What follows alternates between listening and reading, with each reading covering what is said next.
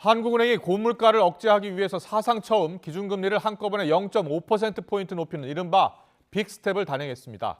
이로써 기준금리가 연 1.75%에서 2.25%로 올랐습니다. 대출금리 등 금리들도 연쇄적으로 오를 것으로 보입니다. 취재기자 연결합니다. 조태현 기자. 네, 조태현입니다. 한국은행이 결국 빅스텝을 단행했죠? 네, 말씀하신 것처럼 한국은행 금융통화위원회가 오늘 오전 회의를 열어서 기준금리를 0.5%포인트 인상하기로 했습니다.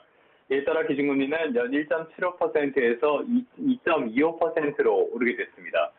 한국은행이 이른바 빅스텝을 밟은 건 기준금리 제도가 도입된 이후로 처음입니다.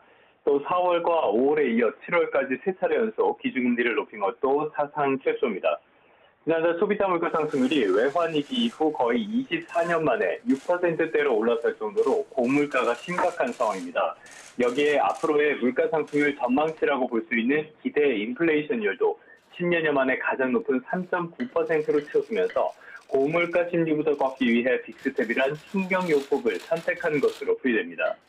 이창용 총재는 설명회에서 경기 하방 위험이 커졌지만 당분간은 고물가 상황의 고치 악화를 막기 위한 대응이 필요하다고 설명했습니다. 다만 문제는 역시 경제 전반에 미칠 충격입니다. 이 총재는 주요 국가의 성장세 약화로 수출이 둔화하면서 올해 경제 성장률이 지난 5월에 예측했던 2.7%를 밑돌 것이라고 설명했습니다. 여기에 기준금리 인상이 찬물을 끼얹을 가능성이 큰 상황인데다가 대출금리 상승으로 취약차주에겐 치명타가 될 수 있다는 우려도 적지 않습니다.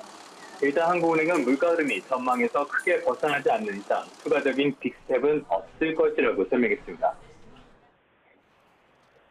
네, 주식시장이나 외환시장 등 다른 금융시장 움직임은 어떻습니까? 네, 오늘 코스피와 코스닥 모두 소폭 상승으로 출발한 뒤에 보합 수준에서 오르내리기를 반복하며 눈치 보기를 이어갔는데요. 한국은행의 발표 뒤에는 오름세를 유지하는 모습입니다. 한국은행의 빅스텝이 이미 시장에 반영됐다는 점에서 불확실성에 조였다는 게 긍정적인 영향을 미치는 것으로 풀이됩니다.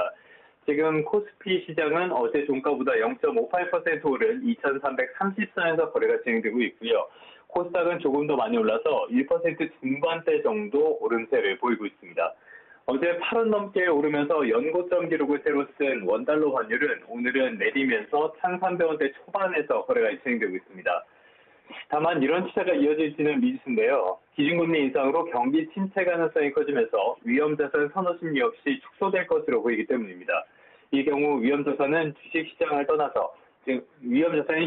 떠나서 안전자산인 달러를 찾는 사람들이 들어 증시는 부진하고 환율은 치솟는 악순환이 벌어질 가능성이 있습니다. 지금까지 경제부에서 YK 조태현입니다.